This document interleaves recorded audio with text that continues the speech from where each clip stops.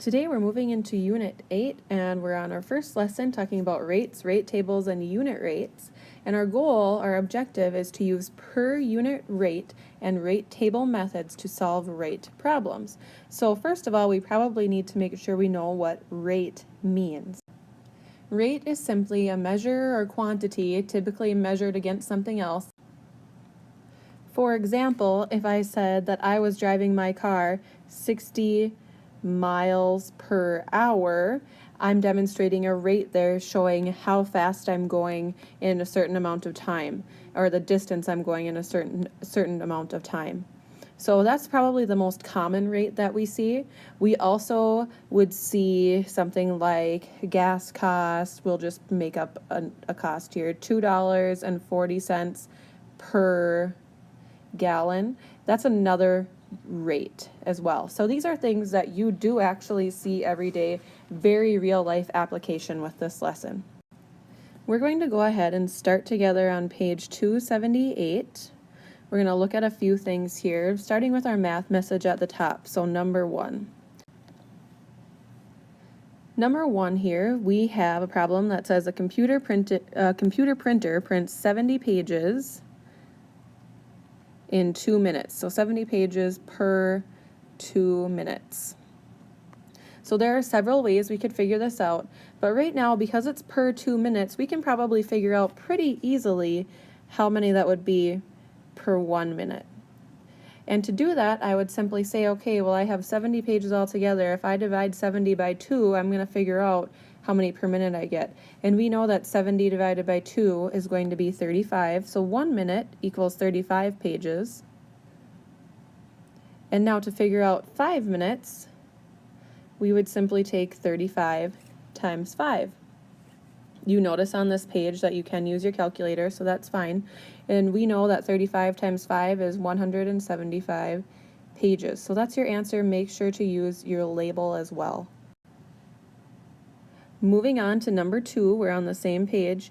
It says, Anave trains at an indoor track during the winter. She can run 24 laps in 8 minutes. So I'm going to write 24 laps equals 8 minutes. I could write 24 laps per 8 minutes. I could do that a couple different ways, but this is how we'll do it for now, just to see something else. At this rate, how many laps can Anave run in 12 minutes?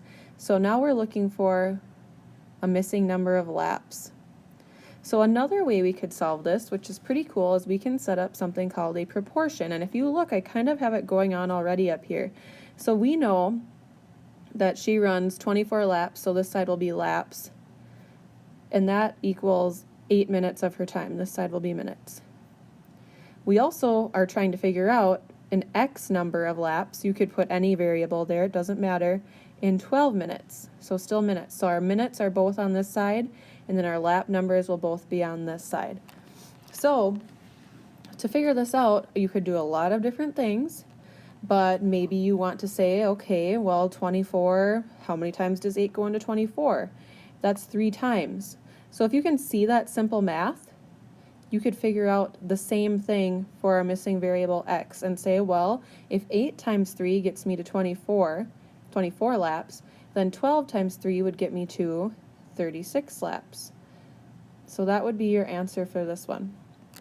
We are also going to get into later using proportions and cross multiplying, doing some cool stuff with that. This is a fairly simple one where you can see the relation between them, that it's just times 3 or divided by 3. So we just did it this way today. Moving on for our final practice problem together here, we're looking at number 7 on page 279 in your math journal. And I've copied down the table so we can look at that on our screen here.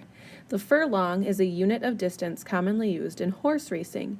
There are 40 furlongs and 5 miles, which it is showing us on our table.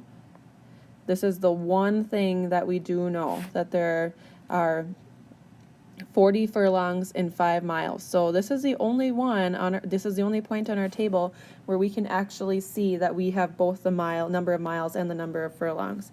So we're going to use that to help us. How many furlongs are in, well, first we need to fill in our rate table. So how many would be in 1 mile? So I'm going to use a different color pen. We'll use black just to show what we're filling in ourselves. So to figure that out, we probably first need to figure out, well, how did we get to this rate right here. So 40 divided by 5 we can solve pretty simply as 8. So if I know that 5 times 8 gets me to 40, I also know that 1 times 8 would get me to 8 furlongs right here. Use my pen. I can do the same thing with 2.